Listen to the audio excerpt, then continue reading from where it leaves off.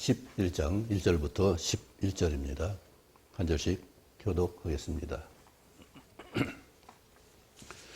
그들이 예루살렘에 가까이 와서 감람산 벳바게와 베다니에 이르렀을 때 예수께서 제자 중 둘을 보내시며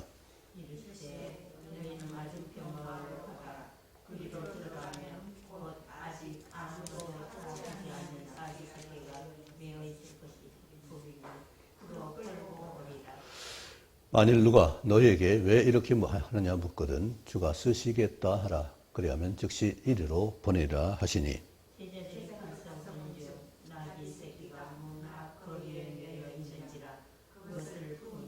거기에 서 있는 사람 중 어떤 이들이 이르되 나귀 새끼를 풀어 무엇을 하려 하느냐 하매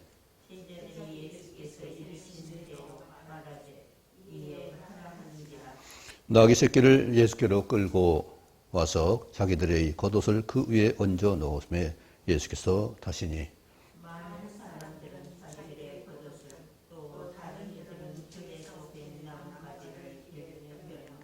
앞에서 가고 뒤에서 따르는 자들이 소리 지르되 호산나 다윗 찬송하리로다 주의 이름으로 오시는 이여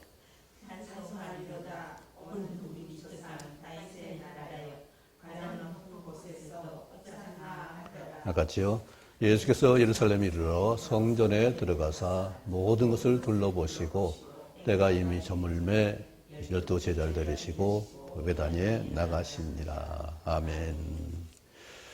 네. 매우 단순한 말씀입니다. 예수님께서 예루살렘의 성에 입성하실 때 많은 사람들이 하나님 이제 구원하소서 그 말씀을 호산나 찬양합니다. 그런데 이 호산나 찬양 이제 구원하소서라는 일이 말이 그런데 우리는 구원이지만은 예수님은 뭐예요? 십자가를 지는 고통이에요. 고난이에요. 피 흘리는 아픔이라고요. 그리고 무덤에까지 내려가는 죽으심이에요. 버려짐이에요. 이것이 오늘 주님 맞이하는 우리 호산나에 치는 그 호산나에 대한 예수님의 반응입니다. 오늘 성탄절 많은 사람들이 또 오랫동안 기독교의 가장 큰 명절로서 이것이 지켜지고 있는데 실제로는 성경에는 없는 명절입니다. 성경에는 예수님이 오늘도 예수님 태어날 때가 언제 있어요? 12월 25일이 아니라 목자들이 밤에 양을 지키는 초장이 있는 풀이 있는 곳에서 양을 지키는 그때였어요. 그 5월 초라고 시계를 보는 그 연대를 따져보면 컴퓨터로 이렇게 계속하면 5월 초라고 생각하더라고요. 그게 맞는 것 같아요. 그리고 또 마국간에 사람이 겨울에 아무리 그래도 해산한 여인이 마국간에 있을 수는 없거든요. 마국간에서 있을 정도면은 그래도 아무리 그래도 어느 정도 밖에 있을 수 있는 가축을 내놓고 들어가야 되잖아요. 가축을 그냥 같이 있겠어요? 그게 아니잖아요. 그럴 만큼 시기적으로, 기후적으로 보면은 좀 더 따뜻한 곳이 아니었는가. 지금처럼 추운 때 어떻게 양이 밖에 있고 그러겠어요. 그것은 원래 제자들이 성탄절을 주의 깊게 안 봤기 때문에 누가복음에서는 분명하게 날짜를 기록하고 이제 했지만은 그냥 그 때를 기록했지만은 그것을 제자들이 중히 여기지 않았기 때문에 초대교회에서는 성탄절이 없었습니다. 그런데 로마가 기독교 핍박을 300년 동안 이상 하면서 사다가 콘스탄티누 대제가 이제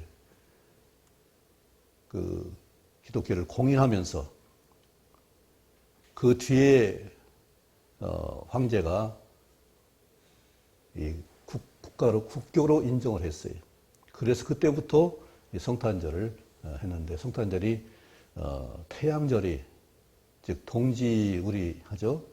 태양이 가장 낮은 때서부터 길어지기 시작한 때가 바로 12월 태양절이기 때문에 이것을 중심으로 했고 또 중요한 것은 빛의 계절로서의 하나님이 빛이잖아요. 말씀의 빛, 생명의 빛이기 때문에 빛의 계절로서 그것을 선택했다고 볼 수 있고, 오늘 중요하게 생각되는 것은 우리 기독교 명절에는 그 원래 구약에 이스라엘 명절 가운데는 3대 절기가 있습니다. 그게 뭐죠? 유월절이 먼저고, 그 다음에 맥주절이 추수감사주일이죠. 그 다음에 수장절, 초막절, 이것을 3대 명절이라고 합니다. 거기서 이제 유월절 다음에 무교절도 있고, 오순절, 맥주절, 또 그리고 대속죄일도 있고, 나팔절도 있고, 이걸 통해서 다 7대 절기라고 하는데, 그 후에 2가지 절기가 생겼습니다. 그게 뭐냐면은 이스라엘이 바벨론을 사로잡혀서 거기서 망하게 됐을 때 에스더의 그 수고와 에스라 그 오빠가 했던 오빠예요. 사촌 오빠죠. 네. 그가 이스라엘이 망할 수 있는 상황에서 오히려 에스더가 임금에 탄원해가지고 내 백성을 살려달라고 하만의 그 모함을 물리치고서 이제 도리어 보복할 수 있었고 소생할 수 있었던 그 기절을 불임절이라고 합니다. 그리고 그 뒤에 이스라엘이 헬라 왕국에 그 지배되어서 살 때인데, 그 북왕국 한 헬라의 헬라가 넷으로 쪼개졌잖아요. 그런데 북왕국에 있던 사람이, 그 헬라 왕이 아주 간사한 사람이었어요. 그래서 이스라엘을 모독하기 위해서 돼지 피를 성전에 드리고 우상을 세웠어요. 그래서 마카비아가 그걸 보고서 분개해서 거기서 제사장 놓고 사람 죽여버리고, 그때 헬라 군인들을 다 몰아내서 그때부터 아주 성전을 했는데, 그 싸워서 승리해서 성전을 수복하고 깨끗이 고치고, 그리고 처음으로 촛불을 밝히는 그 일을 한 날이 12월 25일에 수전절이에요. 그래서 8일 동안 했는데, 그런데 전쟁에서 이기고 나보니까 촛불을 밝힐 기름이 하루치밖에 없는 거예요. 모두 구할 수도 없고, 이것은 그냥 만드는 것이 아니라 만드는데 상당한 기일이 걸리는 거예요. 7, 8일 걸리는 거예요. 그런데 하루치밖에 없는 기름이 8일 동안 촛불을 밝힐 수 있는 그런 기름으로 기적을 일으켰다고 하는데, 그래서 이 빛의 계절로서의 수전절을 굉장히 강조합니다. 그리고 요한복음 10장에 이 수전절에서 예수님이 수전절에 성전에 올라가신 것을 기록하고 있습니다. 그래서 불임절과 이 수전절이 성경에 있는 2가지 절기로서의 그 포함되는 거죠. 그러니까 9대 절기, 8대 절기, 9대 절기가 되죠. 그리고 오늘은 아까 앞에 띄웠듯이 수전절의 그 은혜로 지금 예수님이 오셔서 하시는 일이 뭐예요? 성전을 깨끗하게 하는 일이셨어요. 수전절과 똑같은 의미가 되겠죠? 그런 면에서 오늘 굉장히 좋은 주제가 될 것 같습니다. 주님이 이 우리가 흠모할 수 있는 성전, 하나님 계신 성전, 이미 세상이 다 더럽히고 그 더럽힌 것을 주님의 거룩한 몸으로 피를 흘려서 깨끗하게 하는 그 일을 통해서 성전을 다시 일으키시는 그 일을 하기 위해서 예수님이 땅에 오셨고, 우리를 그로 말미암아서 우리도 우리 안에 영원토록 내주신 성전이 거하시도록 성전이 되게 하시는 역사를 주님이 하기 위해서 이 땅에 오셨고, 실제로 그렇게 피를 흘리셨고 죽으시고 부활하셨습니다. 이처럼 주님이 오심은 엄청난 값을 치는 거예요. 우리는 그냥 간단하게 구원하소서, 도와주소서 이렇게 하는 것이지만은, 우리 주님은 우리를 도와주시기 위해서 죄 없는 사람을 만들어야 되겠고 거룩한 신분을 만들어줘야 했기 때문에, 그래서 죄의 값으로 화목제물로 돌아가셔야 되었어요. 나는 구원하소서 하면은 그래 나는 죽어야지. 주님은 죽어야 되는 그것을 말씀하시는 거예요. 주님의 죽으심의 가치가, 그 값을 치름이 바로 내가 구할 수 있는 기도의 장수가 되는 것이고 근본이 되는 것이고 그 기원이 되는 것이잖아요. 호산나, 당연하게 그냥 간단하게 우리는 호산나, 구원하소서, 구원하소서 이 말 할 수 있지만 그 말을 다 응답하시기 위해서 하나님 어떤 값을 치르셨어요? 이 땅에 오신 낮아지는 그런 이 땅에 오신 사람의 우리 몸을 입으셔야 됐고 우리 입은 몸으로 고난의 고통을 받으셔야 됐고 죽으셔야 됐고 무덤에까지 내려가셔야 되는 그 역사를 하나님은 예수님은 감당하셔야 됐어요. 우리 찬송 하나 하죠. 네, 이것도 이제 늦게 성탄에 대해서는 기독교인들은 별로 아까 얘기했듯이 성경격이 아니기 때문에 그렇게 많이 안 좋아요. 그러나 가톨릭이 이제 세상을 지배하다 보니까 이것이 완전하게 세상 명절이 되었고 문화가 됐죠. 네, 찬양합니다. 거룩한 밤 별빛이 찬란하다 우리 주 예수님 나신 이 밤 오랫동안 죄악에 얽매여서 헤매던 우리 위에 오셨네. 온 땅에 주의 나심 기뻐하며 소망의 아침 밝아오도다. 무릎 꿇고 전사와 화답하라. 오 거룩한 밤 주님 탄생하신 밤 이 밤 거룩한 밤 거룩한 밤 우리 모두 믿음의 빛을 따라 그 앞에 감사히 나아가세. 동방박사 별빛의 인도 따라 주 나신 베들레헴 찾았네. 만왕의 왕의 이 땅 위에 오셔 우리의 잠든 친구 대신에 어뢰들의 연약함 아신 주님 다 경배하라. 만왕의 왕 주님께 이 밤 거룩한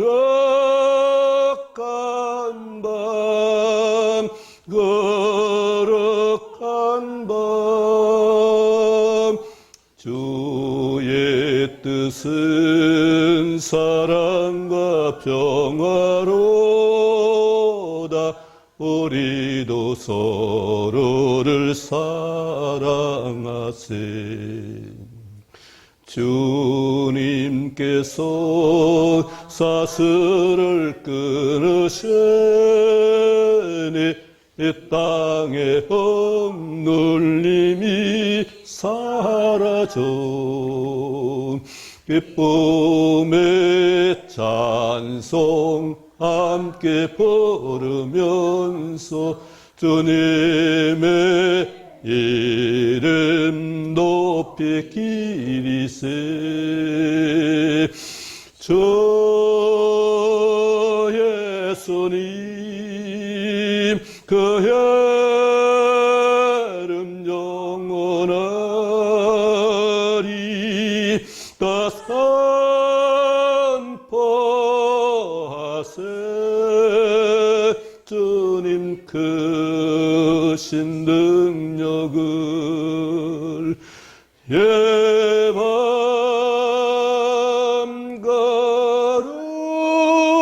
거룩한 밤 거룩한 밤 참 내용이 좋죠. 하나님 사랑을 해서 오신 그 사랑 그 날 우리가 기념하고 기념하는 건 얼마나 귀하죠. 하나님께서 들으십니다. 가장 높은 것은 모든 것을 살필 수 있는 그 위치예요. 우리는 높은 곳에 올라갈 수가 없죠. 바라볼 수는 있어요. 그죠? 우리는 높은 산을 바라볼 수도 있고 드넓은 별빛 빛나는 하늘을 바라볼 수 있습니다. 눈은 작지만은 그 모든 걸 품을 수 있고 바라볼 수가 있어요.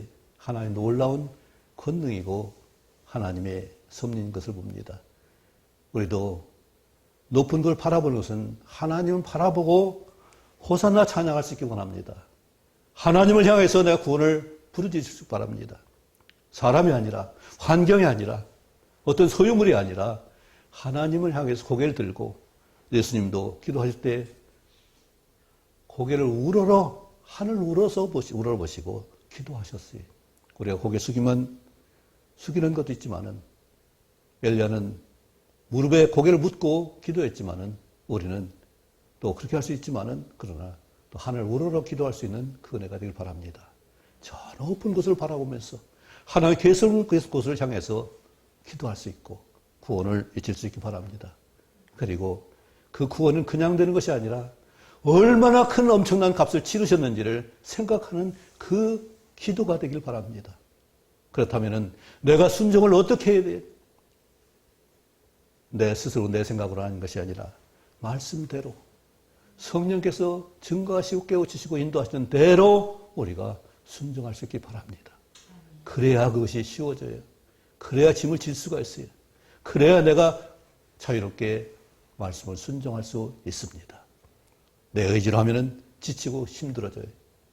그만큼 내가 이거 얼마나 해야 되나 그런 탄식이 있을 수 있습니다.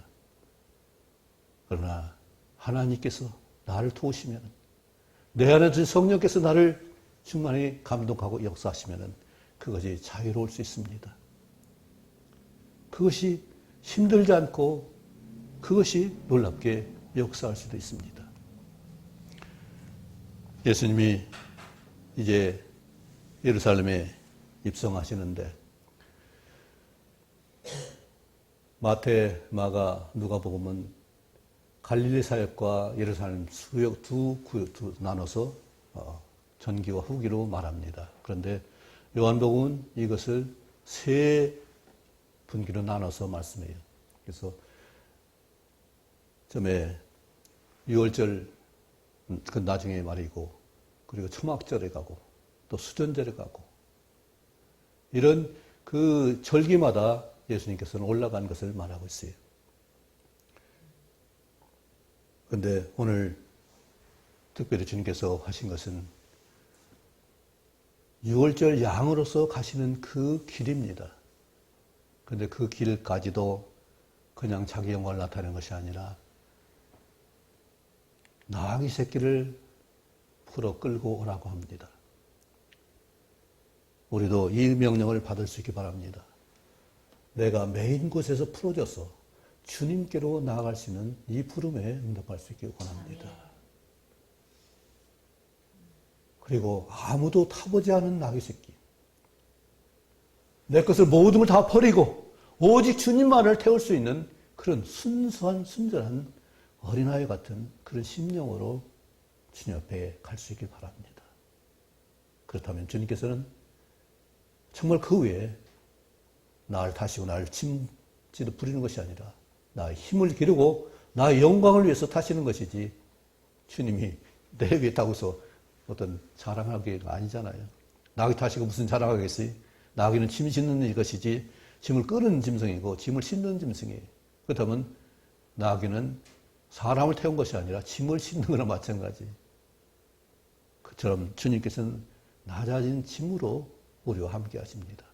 내가 마땅히 해야 될 사명으로 함께 하시는 것이고 또 하나님 기뻐하시는 그 일을 위해서 순종의 짐승과 같이 하는 일이죠. 나귀는 온순해가지고 여러 일을 잘한다고 그래요. 그래서 밭 가는 데 쓰기도 하고 짐을 실는 데 쓰기도 하고 이처럼 우리가 친근하게 가장 쉽게 접할 수 있는 그 낙인데 주님은 그것을 풀어서 끌고 오라고 말씀합니다. 왜요? 이미 길들여지면은 그것은 주님 것이 아닐 수도 있어요. 우리가 정말로 거듭난다는 건 뭐예요? 회개하고 세례를 받으라고 했어요. 그렇죠? 천국에 가깝다. 회개하고 세례를 받으라. 내 자신을 완전히 돌아보고 돌이켜서 세례가 뭐예요? 죽은 물 가운데 죽어서 완전히 버리는 것을 말하잖아요. 내가 갈라디 2장 10절에 내가 그리스도와 함께 십자가에 못 박혔느니 십자가에 한 번 못 박혔다. 난 죽었다는 선언을 하는 것이 세례예요. 회개하고 돌이켜서 세례받는 그 거듭남을 통해서 우리가 주님의 말씀을 전적으로 순전하게 받아들일 수 있는 그런 신분으로 새롭게 될 수 있기 원합니다. 우리는 그냥 구원이 아니라 이처럼 새 것으로 하나님이 선언하신 보라 새 것이 되었다는 선언 가운데 새 신분으로 우리를 부르신 것입니다. 하나님 자녀로 부르신 것입니다. 이전에 있던 것을 부른 것이 아니라 이제는 새 것으로 우리를 만드시고 부르신 것이고 또 앞으로 새롭게 하실 것을 약속하신 거잖아요. 그리고 내 삶은 누가 쓰시는 거예요? 우리 로마서 8장에 보면 육신의 생각, 육신의 일을, 영의 생각, 영의 일을 쫓는다고 했습니다. 주가 쓰시겠다는 이 말씀대로 주의 쓰심에 나를 드리는 것이지 내가 주를 이용하는 것이 아니란 얘기죠.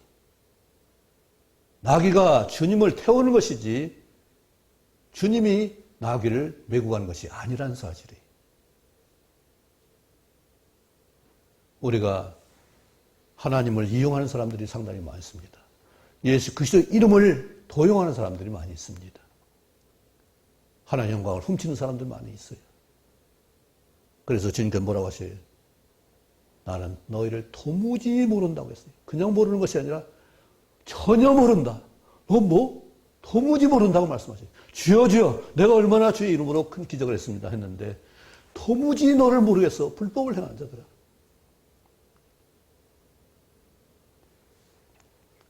주가 쓰신다면은 그런 말씀 하시겠어요? 내가 이렇게 썼는데 너 어떻게 썼는데 주님이 쓰셨다면은 주님께 순종했다면은 너 이거 했지 않냐? 이거 했지 않냐? 나그네한테 물 줬고 너한테 밥 대접해줬고 나그네 품어줬고 잠재워줬고 이거 했지 않냐?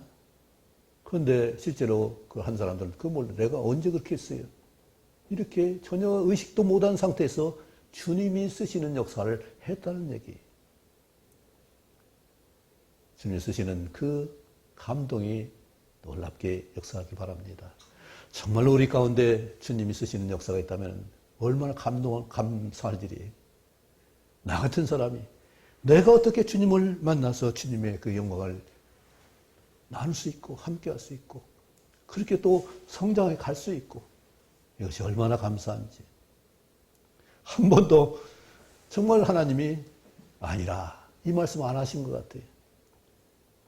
폴리캅 소마라교회 감독이 로마 약제로 화형당하면서 너 예수님 부인해라 했을 때 내 80평생에 한 번도 하나님이 나를 부인하신 일이 없는데 내가 어떻게 주님을 부인합니까? 정말 하나님처럼 틀림없이 확실하게 우리 삶을 다시는 은혜가 우리 모두에게 있길 원합니다. 주님이 쓰시면은 주님 함께 하시면 주님 놀라운 그 생명의 역사가 또 능력의 역사가 특별히 사랑에 섬기는 역사가 우리에게도 있을 줄 믿습니다. 이것이 바로 표적이잖아요. 내가 사랑으로 좀 더 참고 조금 더 부드럽게 하고 조금 더 이해하려고 애쓰고 인정해주고 하나님 바라보면서 내가 할 수 없지만은 하나님이 하게 해주면 그 은혜를 따라서 진리와 함께 기뻐하고 그렇죠? 모든 것을 참고 그냥 무시하는 것이 아니라 기대하고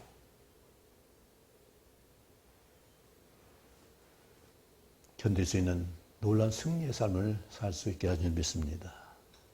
주님이 쓰시면은 주님 함께 하시면 할 수 있는 거잖아요.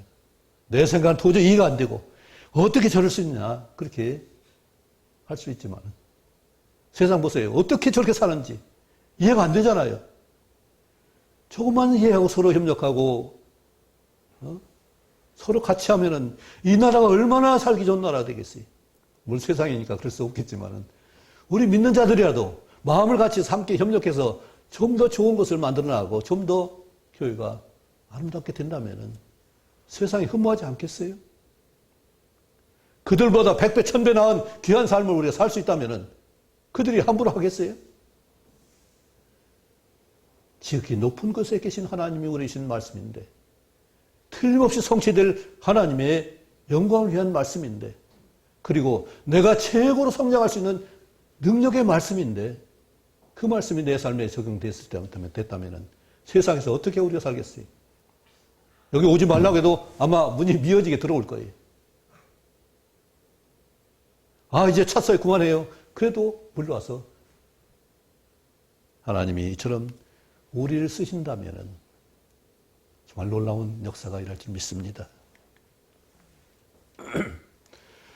그래서 예수님께로 이미 나귀를 끌고 왔는데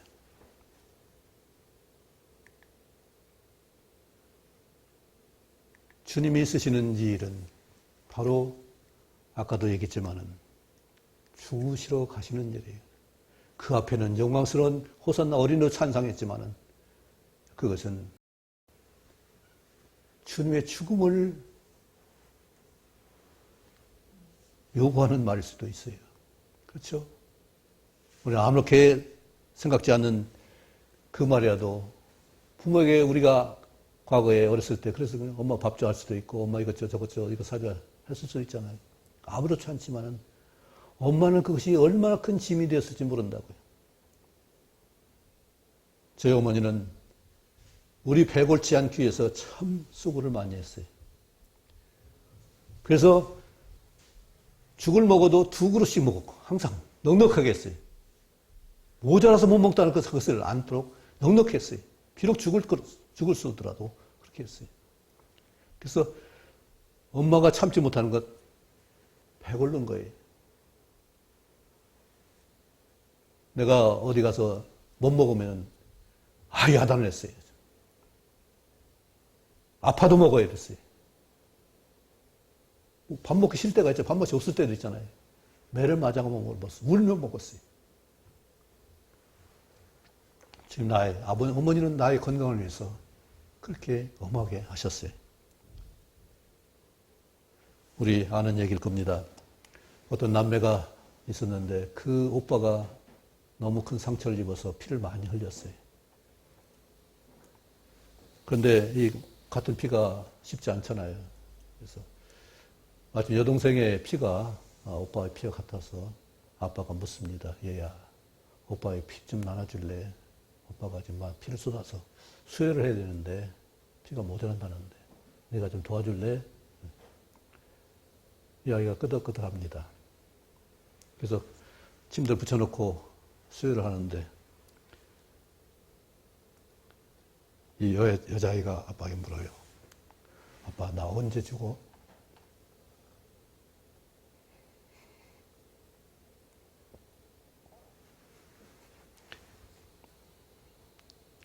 그 말을 들은 아버지가 아니, 너 죽을 줄 알면서 그랬어? 아니, 죽을 줄 알면서 내 피를 나누는다고 했어? 그 아이를 안고 펑펑 웁니다. 내 죽을 줄 알면서도 나눠줄 수 있는 주님은 어떠세요? 아버지, 잔을 옮겨주십시오 했지만은 아버지 뜻대로 하십시오 하고서 그 십자가의 짐을 가시며 흘러간 피 흘림의 십자가를 지신 거잖아요. 우리 간단하게 도와달라고 할 수 있어요. 간단하게 구원해달라고 할 수 있어요. 그런데 주님은 그것을 위해서 상상할 수 없는 값을 치르신 거예요. 그래서 우리는 기도할 때, 말씀을 순종할 때 진정으로 이 말씀이 어떤 말씀인지, 이 말씀에서 이 성취하기 위해서 예수님이 어떤 값을 치르셨는지를 생각하면서 기도하시고 순종할 수 있길 바랍니다. 이것이 된다면 우리는 아마 하나님 말씀이 무겁게 느껴지지 않을 거예요. 이 말씀이 정말로 그 값을 생각한다면, 주님의 고통 생각한다면 우리는 좀 더 기쁜 마음으로 가볍게 말씀을 순종할 수 있을 것입니다. 제자들이 자기 옷을 벗어서 나귀에 걸치고 길바닥에 깔고 나뭇잎을 깔면서 하나님 찬송합니다. 주의 이름으로 오시는 이여. 주의 이름은 그냥 이름이 아니라 우리를 구원하시기 위하신 예수, 호세아, 여호수아, 바로 우리를 구원하시기 위해서 자신의 목숨을 치르신 그 예수님이세요. 그 이름이 구원의 주님, 주님으로 오시는 것. 주는 지난번에 말했죠.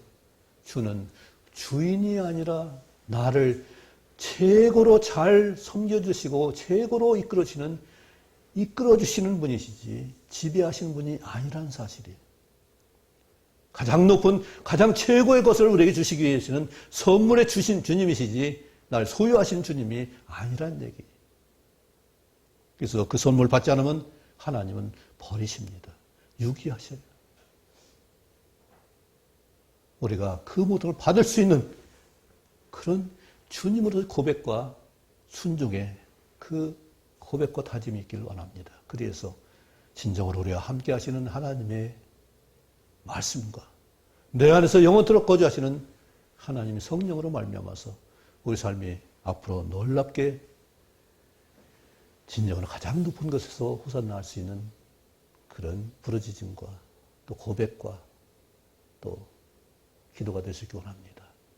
이미 우리는 이 호산나를 부르지 않아도 돼요. 왜냐하면 구원을 받았기 때문에 그렇습니다. 이미 구원은 2000년에 이루셨어요. 믿는 자가 다 믿음으로 말미암아서 영접하면은 하나님이 자녀로 인정됐습니다. 우리는 호산나 다시 할 필요가 없어요. 왜냐하면 구원 받았기 때문에. 그런데 성경 찬송을 보면은 자꾸 구원해 주세요. 구원해 주셔서 하는 얘기가 있어요. 모르는 사람은 구원해 주세요 할 수 있습니다. 호산나 할 수 있어요.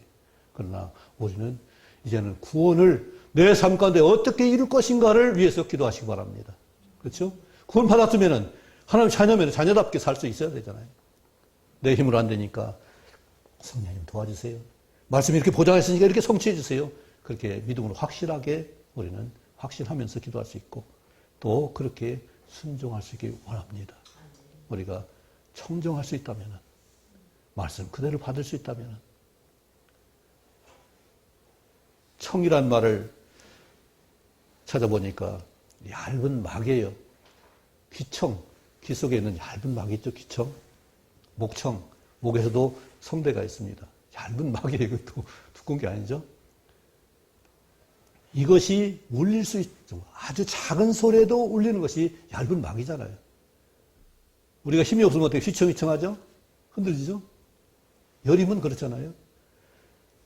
그것이 감동을 받을 수 있는 그 자세로 우리가 말씀 받아들여야 돼요. 내 듣고 싶은 것이 아니라 작은 하나님의 음성이나 세면의 음성이나 들을 수 있는 그 역사를 통해서 내가 들을 수 있고 그대로 반응할 수 있기 바랍니다. 듣는 것은 지난번 여러 번 말했죠. 귀로 들리는 인식에 들리는 것도 있지만은 순종에까지 가는 것이 듣는 거예요.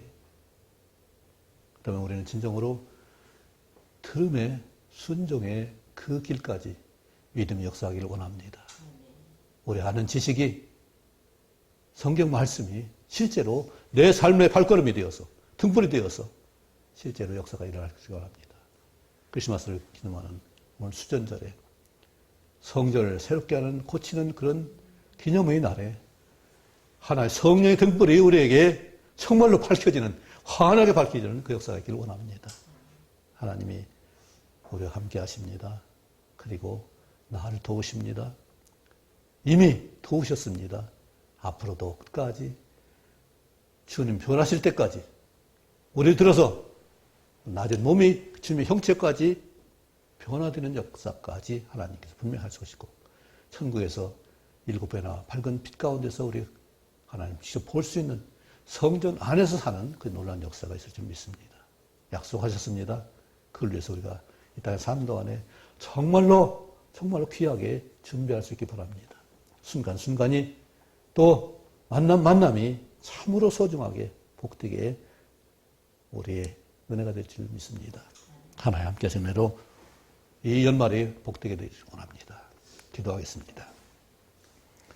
아버지 하나님, 주님께서 이 땅에 오셔서 모든 그 섬김과 수고는 미리 말씀하시고 약속하신 뜻대로 우리를 위해서 이처럼 하나님의 엄청난 값을 치르신 걸 기억합니다. 우리가 이제 주님께 구할 때 말씀 하나하나 주님의 그 크신 사랑과 은혜의 값을 생각할 수 있게 하시고 그 말씀 그 들은 대로 우리가 삶에서 신중하게 진중으로 아버지 행할 수 있어서 아름다운 성취를 하나님께 얻을 수 있고 그로 말미암아 함께 기뻐할 수 있고 또 이웃과 함께 할 수 있는 그런 능력이 될 수 있게 하시고 은사가 될 수 있도록 도와주옵소서. 한 해를 마무리하는 이 시점에서 주님이 함께 하심을 감사하고 또 우리 안에 역사하시는 놀라운 성령의 인재로 말미암아서 앞으로 오는 삶이 정말로 아름다운 삶으로 준비될 수 있고 계획될 수 있고 실행될 수 있도록 저희를 주장해 주옵소서. 예수님 이름으로 기도하옵나이다.